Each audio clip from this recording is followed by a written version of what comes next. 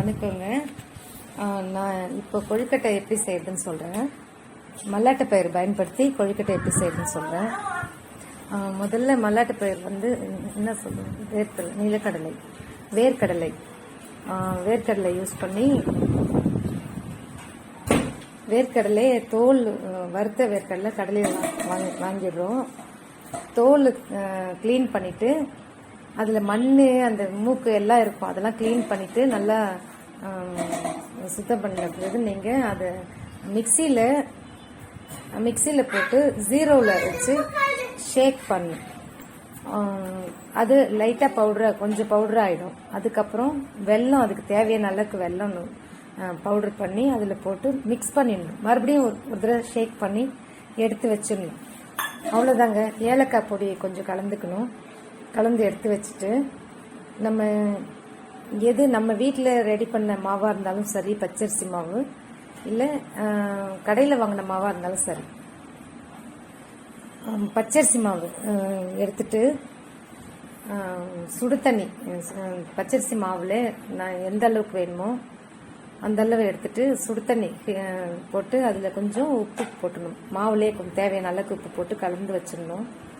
தண்ணி நல்லா கொஞ்சம் கொதி வர ஸ்டேஜில் எடுத்துடணும். ரொம்ப கொதிக்கணுன்ற அவசியம் இல்லை. கொஞ்சம் நல்ல சூடு ஆன பிறகு அதை எடுத்து நீங்கள் ஒரு தோசை திருப்பியோ இல்லை கரண்டி காம்பு ஏதோ வச்சு கலக்கணும். போதுமான அளவுக்கு தண்ணி ஊற்றி கலக்கிட்டு எடுத்து வச்சுட்டு, அது உங்களுக்கு சப்பாத்தி மாவு பதத்துக்கு வந்துடும். அந்த ஸ்டேஜில் தண்ணி நிறுத்திக்கணும் நம்ம. சரிங்களா? இது நல்லா பிசைஞ்சிட்டு அந்த உப்புலாம் கலந்துரும். அது கொஞ்சம் ஆறுன பிறகு கரெக்டான பதம் வர நேரத்தில் நீங்கள் ஒரு பிளாஸ்டிக் கவர் கழுவிட்டு அதை நல்லா தொடச்சிடணும். சுத்தமாக துணியை எடுத்து தொடச்சிடணும். அது மேலே கொஞ்சம் எண்ணெயோ இல்லை நெய், நம்ம இஷ்டம், எண்ணெய் போட்டாலும் பரவாயில்ல, நெய் போட்டாலும் பரவாயில்ல.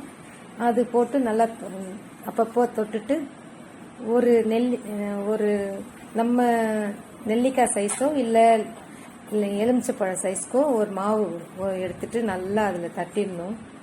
அந்த பிளாஸ்டிக் கவரில் தட்டிட்டு அது மேலே அந்த நிலக்கடலை பவுடரை எடுத்து ஒரு ஸ்பூன் அளவுக்கு வச்சு ரெண்டுத்தையும் ஒன்றா சேர்த்து 2 கையும் எடுத்து மடிச்சிடணும்.